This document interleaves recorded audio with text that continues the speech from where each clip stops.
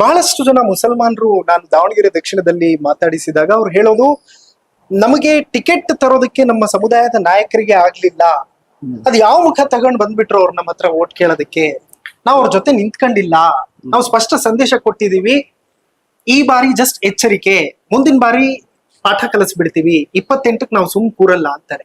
ಅಲ್ಲ ನೋಡಿ, ಅವರ ಅನಿಸಿಕೆ ಒಳ್ಳೆ ಅನಿಸಿಕೆ, ಅವರು ವ್ಯಾಲಿಡ್, ಅದಕ್ಕೆ ಆದ ಒಂದು ವ್ಯಾಲಿಡ್ ರೀಸನ್ ಕೂಡ ಇದೆ. ನಾವು ಕೊಡ್ಸ್ಲಿಲ್ಲ ಟಿಕೆಟ್, ಯಾವ ಒಂದು ಅಧಿಕಾರ ಇದೆ ಇವರಿಗೆ ಬಂದ್ ಕೇಳಕ್ಕೆ ಮತ ಅಂತ ಹೇಳಿ.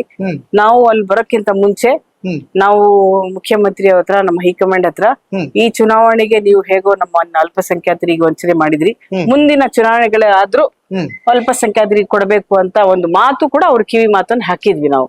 ಅದನ್ನು ಕೂಡ ನಮಗೆ ಮುಂದಿನ ಚುನಾವಣೆಗೆ ಅಂದ್ರೆ 5 ವರ್ಷ, ಆಮ್ಲೂಷ ಚುನಾವಣೆಗೆ 5 ವರ್ಷದ ಅವಧಿಗೆ ಆಯ್ಕೆ ಮಾಡಿದ್ದು. 3 ವರ್ಷ ತುಂಬಿತು, ಇನ್ನು 2 ವರ್ಷ ಇತ್ತು.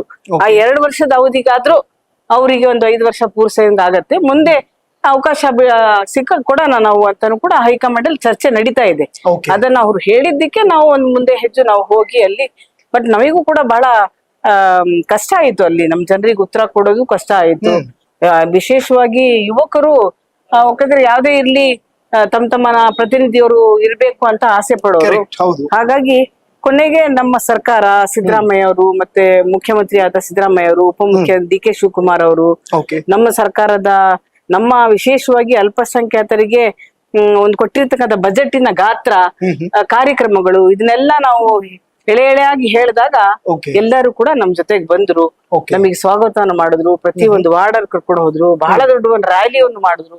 ಆ ಒಂದು ಐತಿಹಾಸಿಕ ರ್ಯಾಲಿನೂ ಕೂಡ ಆಯ್ತು. ಅಲ್ಲಿ ಸಮುದ್ರ ಹೋಗುವ ಹಾಗೆ ಎಷ್ಟೋ ಕಿಲೋಮೀಟರ್ ದೂರವರೆಗೆ ಅಷ್ಟು ಜನ ಬಂದ್ರು. ಹಾಗಾಗಿ ಎಲ್ಲರಿಗೂ ಬೆಂಬಲವನ್ನು ಸಿಕ್ಕಿದೆ. ಅದು ಚುನಾವಣೆಗೆ ಎಲ್ಲರೂ ಕಡೆಗೆ ಇಳಿತಾರೆ, ಎಲ್ಲರಿಗೂ ಆಸೆ ಇರುತ್ತೆ. ಹಾಗಾಗಿ ಬಹಳಷ್ಟು ಜನ ಚುನಾವಣೆಗೆ ಅರ್ಜಿ ಹಾಕೋಣ, ನಿಲ್ಲೋಣ, ನೋಡೋಣ ಅಂತಾನು ಕೂಡ ಇರ್ತಾರೆ. ಆದ್ರೆ ನಮಗೆ ಬಹಳ ಒಳ್ಳೆ ಬೆಂಬಲನು ಕೂಡ ಸಿಕ್ತು.